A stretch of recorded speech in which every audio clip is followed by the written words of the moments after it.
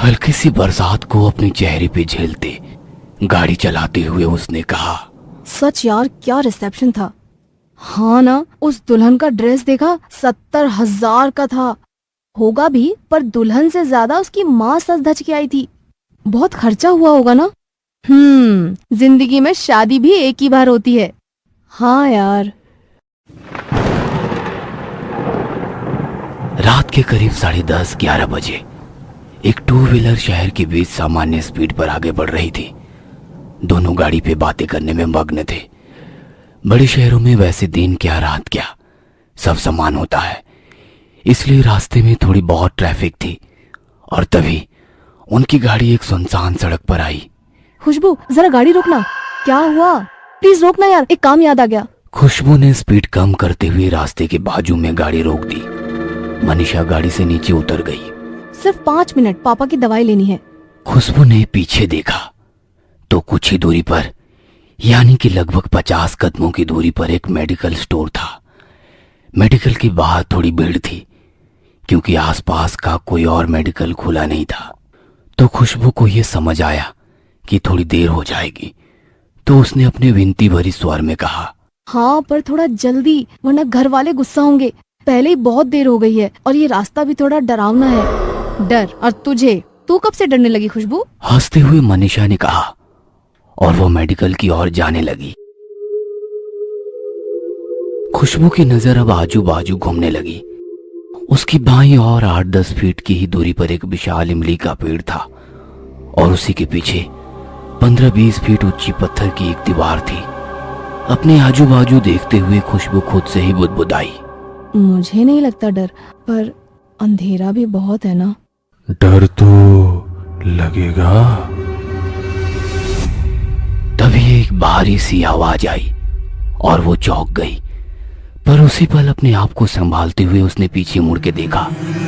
लगभग 25 की उम्र वाला एक जवान लड़का उस पेड़ के नीचे खड़ा था। पीछे से आने वाली गाड़ी की रोशनी में उसने देखा कि उसका रंग सांवला, हल्की सी दाढ़ी, चश्मा, white shirt and blue jeans में था वो। खुशबू ने उस लड़के को नजरअंदाज किया और मेडिकल के पास खड़ी अपने दोस्त को देखने लगी। तभी उस जवान लड़के ने फिर से कहा, हम चाहे 4 लोगों में कितना भी साहसी बने, पर हमारे साहस का असली इम्तिहान ऐसे अनजान सुनसान जगह पे फैला हुआ अंधेरा लेता है। खुशबू चुपचाप खड़ी रही और उस लड़के ने फिर से कहा, डर लग रहा है ना मुझसे, पर डरो मत, मैं भूत नहीं हूँ। एक्सक्यूज मी, मुझे भूत प्रेत पर विश्वास नहीं है और मैं अनजान लोगों से बात नहीं करती। गुस्से गुस्से में उसने अपना मोबाइल निकाला और मेडिकल में खड़ी मनीषा को कॉल किया। और कितनी देर लगेगी? बस 5 मिनट। फोन रख के वो उस लड़के को ढूंढने लगी, पर वो कहीं नजर नहीं आया और वो अपने आप से बोली, स्टूपिड इडियट। मुझे बुलाया आपने? उस लड़के की आवाज आई और वो एक बार फिर से चौंक गई। उसने मुड़ के देखा तो वो लड़का वहीं खड़ा था। नहीं। उसकी आवाज में डर था। डर गए क्या आप? मुझे भूत समझकर आप तो चौंक गए। देखिए, मुझे इन फालतू बातों पर विश्वास नहीं है। कुछ भी कहो, पर आप डर गए, क्योंकि अब तक 10 बार आपने मेरे पैरों को देखा है। मैंने नोटिस किया। उसकी बात सुनकर खुशबू चौंक गई। नहीं तो? आपको क्या लगता है, जो दिखता है वही सच होता है? वो थोड़ी कश्मकश में फंस गई। मन में अजीब अजीब ख्याल आने लगे। अगर मैं मेडिकल के पास मनीषा के पास जाती हूँ तो इससे लगेगा मैं डर गई, और यहीं खड़ी रहूंगी तो इसकी फालतू बकवास सुननी पड़ेगी। मैडम जी, मैं फालतू की बकवास नहीं कर रहा हूँ। ये सुनते ही खुशबू सुन्न सी हो गई। अब उसे खुद की धड़कन सुनाई देने लगी। डर नहीं, पर बेचैनी सी होने लगी उसे। उसने फिर से उसके पैरों की ओर देखा। मैडम जी, जैसा दिखता है वैसा होता नहीं। अगर मेरे पैर उल्टे होते तो आप मुझे भूत समझ लेती, पर उस मेडिकल स्टोर के बाहर खड़ी अपनी दोस्त को देखा। तभी खुशबू ने उस मेडिकल की ओर देखा। उसकी दोस्त अभी भी वहीं खड़ी थी। आगे कुछ लोग भी थे, उनमें 2 महिलाएं भी थी। फिर खुशबू उस लड़के की ओर देखकर बोली, हाँ देखा। क्यों? तभी उस लड़के ने गंभीर स्वर में कहा, आपकी दोस्त उस बंद मेडिकल के बाहर अकेली खड़ी है, पागल की तरह। ये दिख रहा है आपको? उसकी उन बातों से खुशबू के पैरों तले जमीन सड़क सी गई और उसने झटके से मुड़ के देखा तो मेडिकल खोली थी और उसकी दोस्त अभी भी लाइन में खड़ी थी। खुशबू को बहुत गुस्सा आया। अरे मैड, होश में तो हो ना, या थोड़ी पी रखी है? वो मेडिकल स्टोर आपको बंद दिख रहा है। तभी वो लड़का शांति से कहने लगा, मैं तो होश में हूँ, पर आपकी नजर आपको धोखा दे रही है, ठीक से देखो। उसकी भारी आवाज खुशबू के कानों में गूंज रही थी। उसे कुछ भी समझ नहीं आ रहा था। उसके चेहरे के डर को देखते हुए उसने फिर से कहा, क्या हुआ? पीछे मुड़ने का साहस नहीं हो रहा ना? तुम्हारी फालतू की बातें बंद करो। इसी को डर कहते हैं। वैसा तो कुछ भी नहीं, मुझे डर नहीं लगता। और प्लीज अपनी ये बकवास अभी बंद करो। Please leave me. हम कितना इनकार करें, मन के एक छोटे से कोने में डर छुपा होता है, और हर शहर में एक तो ऐसी जगह होती है। वहां से गुजरते हुए हमारे मन में डर सा लगता है। अक्सर 4 लोगों में मुझे डर नहीं लगता कहने वाले ऐसी जगह डर जाते हैं। ऐसा है क्या? और वो कौन सी जगह है?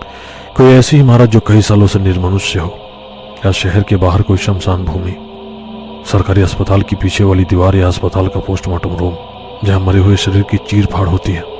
ऐसी जगह पल भर के लिए इंसान को बेचैन कर देती है। होगा शायद, पर यहाँ तो ऐसा कुछ नहीं दिखाई दे रहा है ना?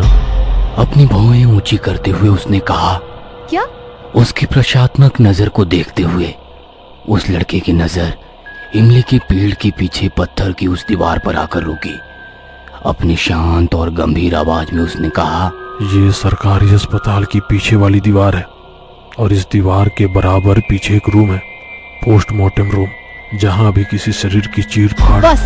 अपनी कान को बंद करते हुए उसने अपनी आंखें बंद कर ली और उस लड़के को बीच में ही रोक दिया। फिर उसने मोबाइल निकाला और अपने कानों में लगाया। ना चाहते हुए भी उसने तिरछी नजर से उस दीवार की ओर देखा, जिसे देखकर उसका मन और भी बेचैन सा होने लगा। यहाँ से तो जाना ही बेहतर है। खुशबू बुदबुदाई। मनीषा को दवाई मिली होगी या नहीं ये देखने वो पीछे मेडिकल स्टोर की तरफ मुड़ी और उसकी धड़कन थम सी गई। डर की एक लहर मानो उसकी पूरे शरीर में उठ गई। वह मेडिकल बंद थी। मनीषा अकेले उस स्टोर के बाहर खड़ी थी और खुशबू को घूर रही थी। उसका पूरा गला सूख गया था, मानो जैसे पल थम सा गया हो। कुछ पल वो उसे ही देख रही थी और पलक झपकते ही सब पुराने जैसा दिखने लगा।